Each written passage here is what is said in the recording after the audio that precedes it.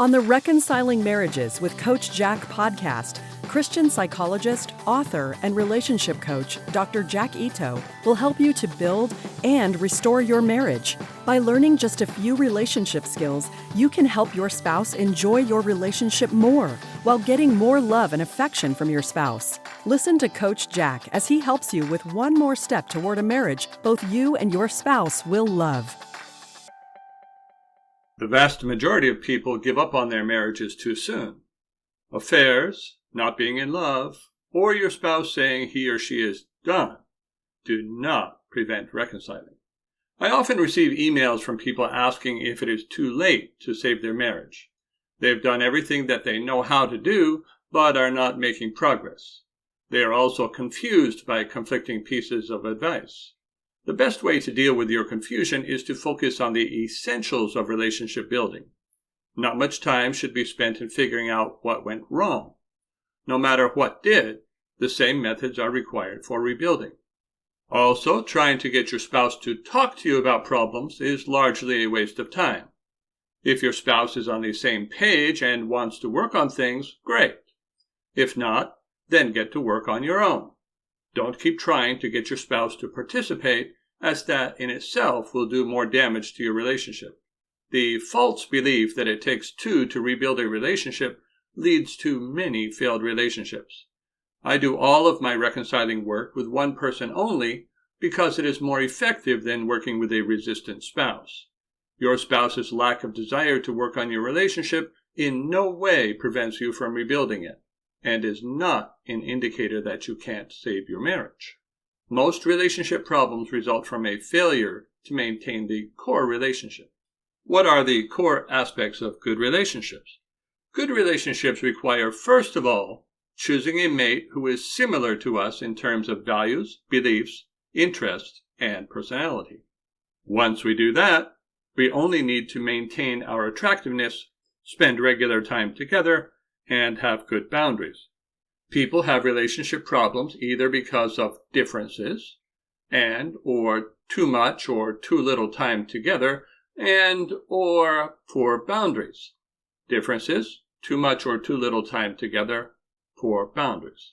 The fewer differences you start out with, the easier it will be to maintain similarity, the more you will match in terms of how much time you like to do things together, and the fewer boundaries will be needed that result from differences in expectations.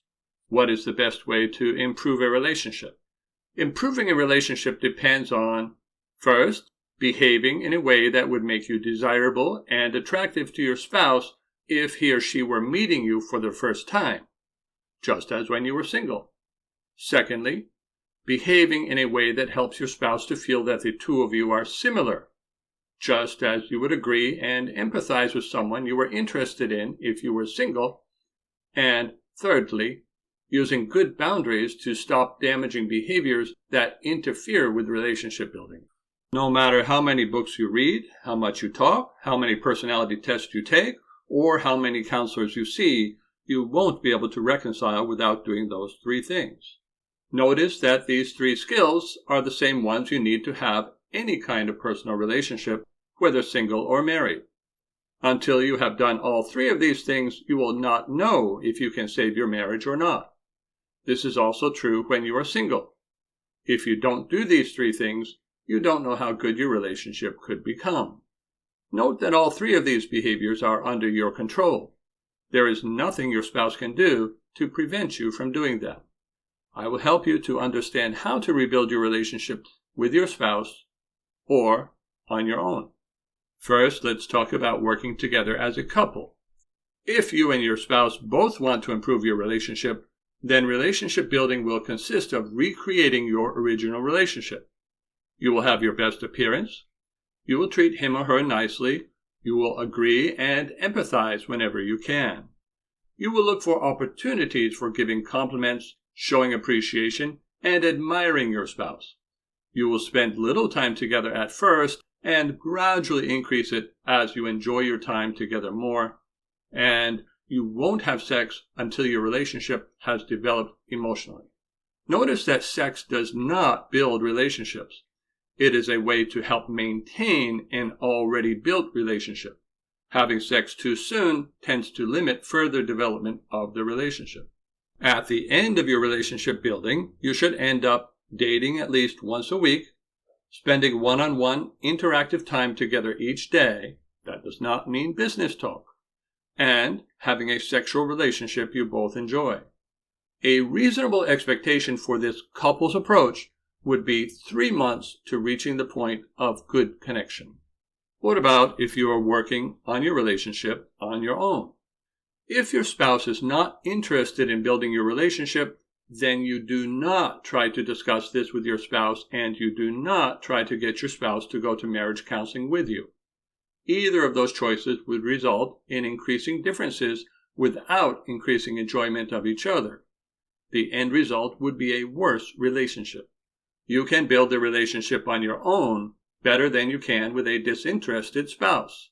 You do that by having your best appearance, being relaxed, treating your spouse like a friend, not bringing up any relationship talk, agreeing and empathizing whenever you can, not pursuing with compliments, appreciation, or admiration until your spouse enjoys you more, spending less time together than your spouse wants, not expressing more feelings or desire for your spouse than he or she does for you, not trying to do activities or have intimacy that your spouse is not interested in, and waiting until your spouse cares more about your relationship before using boundaries. It can take as long to rebuild a marriage as it does to get married in the first place. It depends on what your starting point is. If you are in a desperate rush to save your marriage, it will take even longer or not happen at all. Desperation and moving too fast create resistance and rejection. Notice that the way to build a relationship without your spouse is different from how you would build your relationship with your spouse. This is because you have to help your spouse to feel relaxed with you first. This adds additional time to reconciling.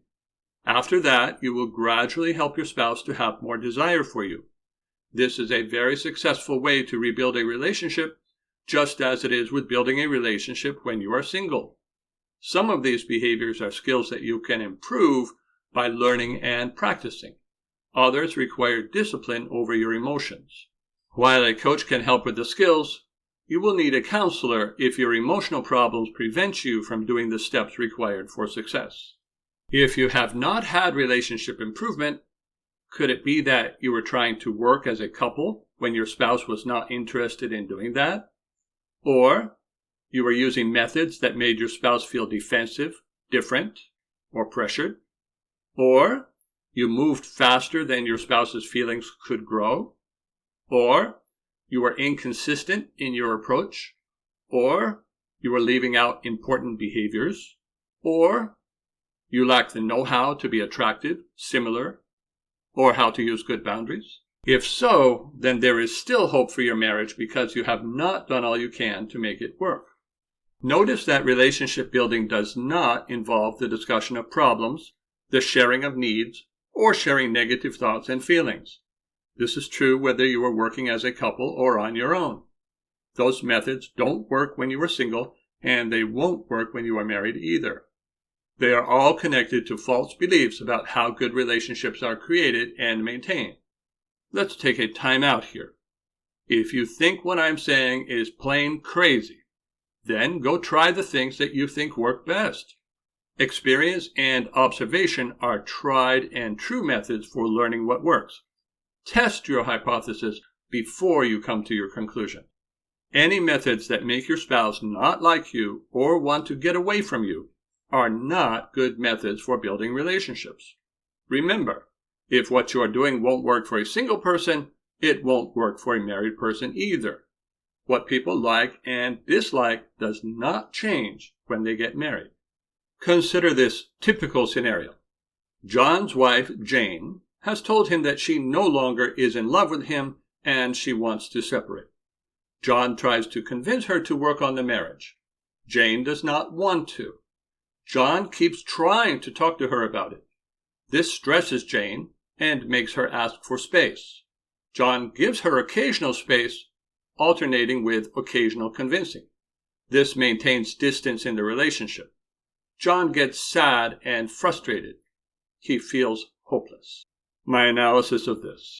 John has not done anything to make Jane enjoy talking with him, nor has he done anything to become more attractive. His lack of connection skills, coupled with his needy behavior, doing things she doesn't like, make Jane more determined than ever to separate. The result of his trying to convince her is she finds him to be very different and very unattractive. Let me give you another typical scenario. Mary's husband Bill is having an affair and is separating. Mary begs and pleads for Bill to stay and work on the relationship. Bill takes advantage of this situation by dictating the terms of the separation. Separation for Bill turns out to be wonderful since he can have a part-time marriage while living separated and dating other women whenever he wants. The relationship does not improve, and Mary feels hopeless. My analysis of this. Mary has not done anything to make Bill want to reconcile. She has, in fact, made his cheating on her very rewarding. She takes away all reason for him to ever reconcile. If things end with his current girlfriend, he will get another. Why not? He gets everything he wants. Mary thought that just by giving Bill whatever he wanted, he would want her back. But her lack of boundaries has created the opposite. For these two scenarios, both John and Mary may give up on their marriage. Not because there is no way to reconcile, but because there is no way to reconcile using their methods. If your methods don't work, whether it is for growing vegetables or growing your marriage, you must either learn new methods or remain stuck with a bad outcome. There are a few false signals that it is too late to save your marriage. 3 false signals that a relationship is over are affairs, spouse not being in love with you, your spouse not forgiving you. These do not signal your relationship is over. How you respond to what is going on with your spouse predicts the future better than what your spouse is doing or how your spouse is feeling right now. Your success depends on what you do. Now, there is one true signal that it is too late to save your marriage. It's too late to save your marriage when you have no contact whatsoever with your spouse. If you no longer have any contact with your spouse, you are not going to be able to build your relationship. It simply cannot be done telepathically. Waiting for a spouse who has totally abandoned you also does not make sense. Not only does it not work, it is also very unattractive. It sets the stage for a bad relationship if by some miracle your spouse does return. No longer waiting is far more likely to create change than waiting. Another question is, how likely are you to be able to save your marriage? Something being possible does not mean it is likely or the best choice for what to do. It is possible to start a fire in the rain with no matches, but very few people can do it. It is possible to survive a fall from an airplane without a parachute. I don't recommend trying that, however. Some factors that you need to consider when deciding to work on reconciling are your ability to be the kind of person your spouse finds attractive, your ability to be more desirable than other people available to your spouse, your ability to be similar in regard to beliefs, values, personality, and interests, your ability to be available to spend daily time together, your ability to be a good sexual partner for your spouse, and your ability to overcome the fear of losing your spouse and to use good boundaries. Whenever people ask me what their chances of reconciling are, the answer is going to depend on their ability to do those things. Reconciling does not depend on your spouse giving you another chance. It depends on your ability to help your spouse value you. If you have no desire to be the kind of person your spouse finds desirable, and have no desire to have many of the same values or interests, then reconciling would be like marrying someone who is a bad match for you, which may be what you did. For relationships to continue, similarity has to be maintained. People who can only be similar during the initial honeymoon phase of the relationship, or only during the reconciling process, are poorly matched and their relationship will fail. Opposites do attract, but only similar people stay together. Let's talk about roadblocks to reconciling. Because the factors for reconciling are largely under your control, the roadblocks are as well. The only exception to this is if your spouse no longer has contact with you or limits it severely. That is under your spouse's control. Here are some things that you may be doing to block your own progress. Failing to be consistently relaxed with your spouse. Failing to be consistently friendly. Making your spouse feel like you have a different agenda. Trying to get your spouse to do things he or she does not want to do.